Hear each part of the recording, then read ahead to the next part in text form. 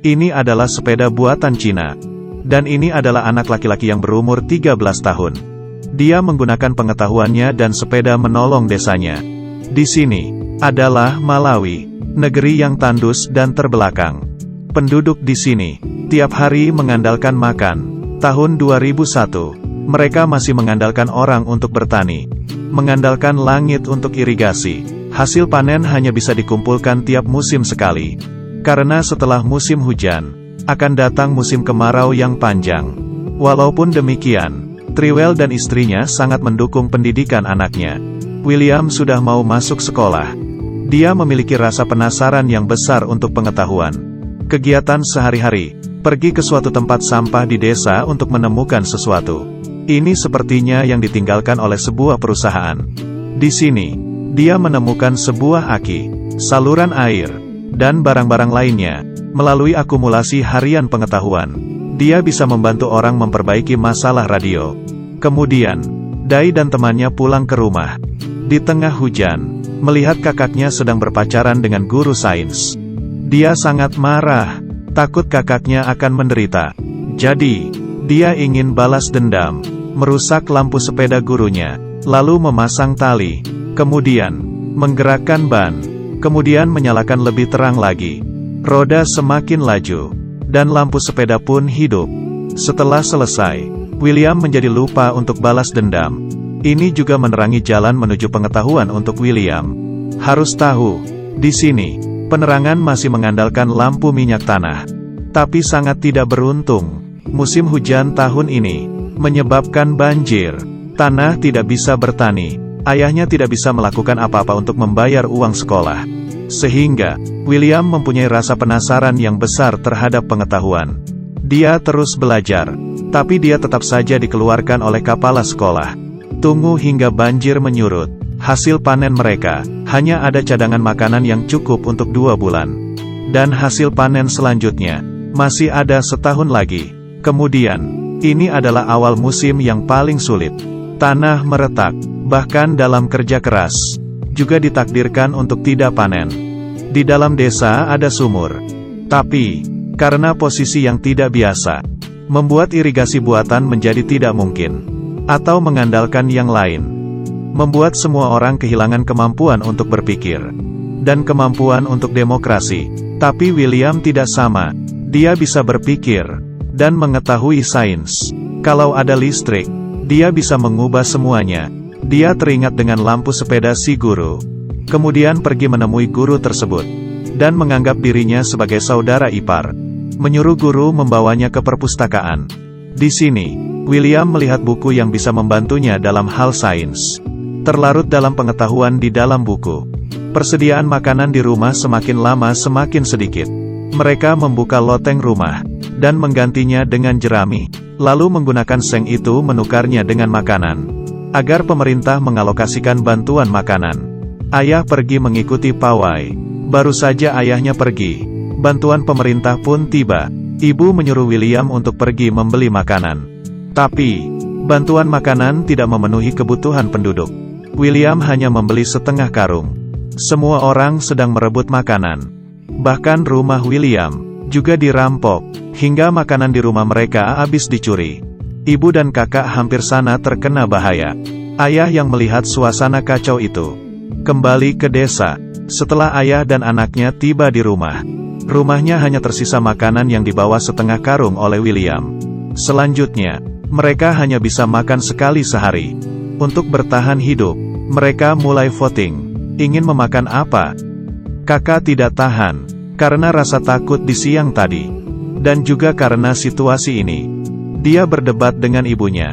Abambo wako, ama panga zote. Imeshakuja. Ndiye. Kuganiza ndinga kusie ufeni njala. Nchite kudula. Kono kuti udye. Kuti udziwe ndiwe mwana wanga. Dia pun memeluk ibunya dan menangis.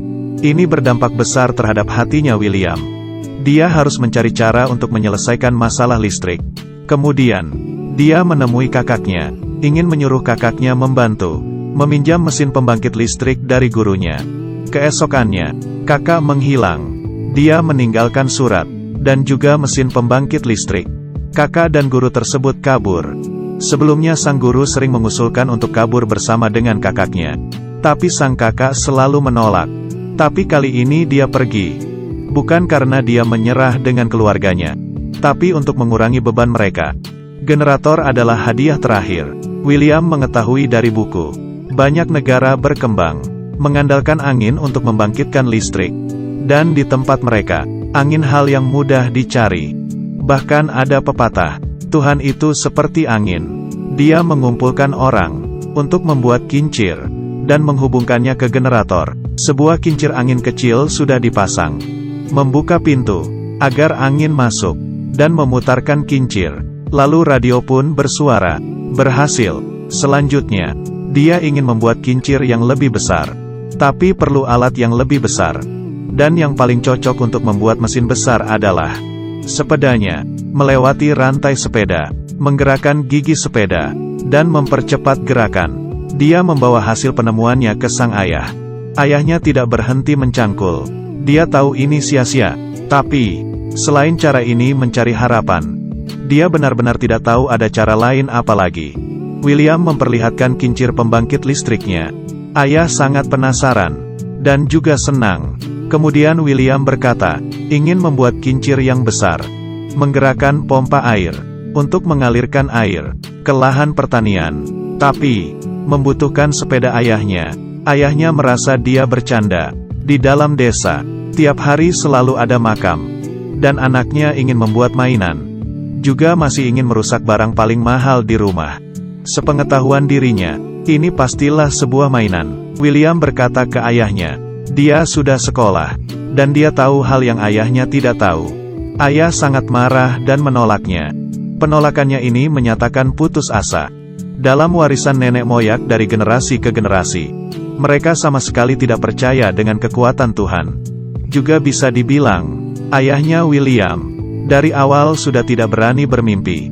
Tidak ada sepeda, kincir besar tidak bisa dibuat.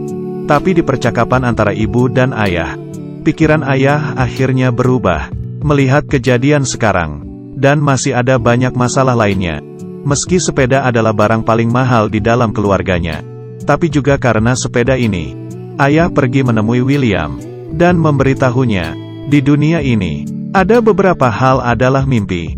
Ada beberapa hanya omong kosong. William berkata,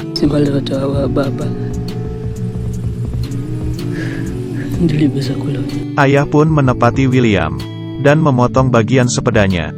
Di bawah bantuan ayah, orang-orang di desa pun mulai membantu. Mereka bersama-sama membuat tiang yang tinggi.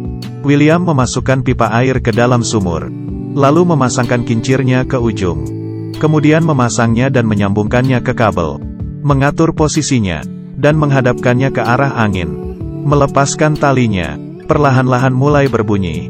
Dan kincirnya bergerak, lalu baterai mulai diisi. Semua orang mulai menggali. Dan pompa air mulai bekerja. Tiba-tiba mengeluarkan bunyi. Dan air keluar dari pipa. Memenuhi lahan pertanian. Dan mengalir di tengah-tengah jalur. Musim kekeringan ini, mereka pun melewatinya. Karena pemasangan generator kincir angin, William mendapatkan kesempatan untuk pergi belajar di luar. Dan mendapatkan beasiswa. Tapi dia ingin tetap tinggal di sini. Namun ayahnya berkata, kincir angin ini membuatmu terbang ke tempat yang jauh. Di saat yang bersamaan, juga meninggalkanmu di sini. Tidak peduli kamu di mana. Semua orang akan melihatnya, dan teringat denganmu. Ini adalah cerita dari kisah nyata. Pria itu bernama William Kamkwamba. Setelah mendapatkan beasiswa, dia menyelesaikan sekolahnya di Malawi. Dan kemudian lanjut ke Institut Kepemimpinan Afrika. Kemudian sekolah ke luar negeri di Amerika. Lulus dari ilmu lingkungan. Selain membuat kincir angin listrik pertamanya, William lanjut membuat banyak kincir di tempatnya. Agar semakin banyak orang yang bisa mendapatkan listrik. Dalam video ini, pengetahuan adalah kekuatan. Kalimat ini dijelaskan dengan sangat baik. Pengetahuan adalah kekuatan. Karena itu bisa mendukung idemu. Dan membawamu ke dunia yang baru. Jadi, pengetahuan mengubah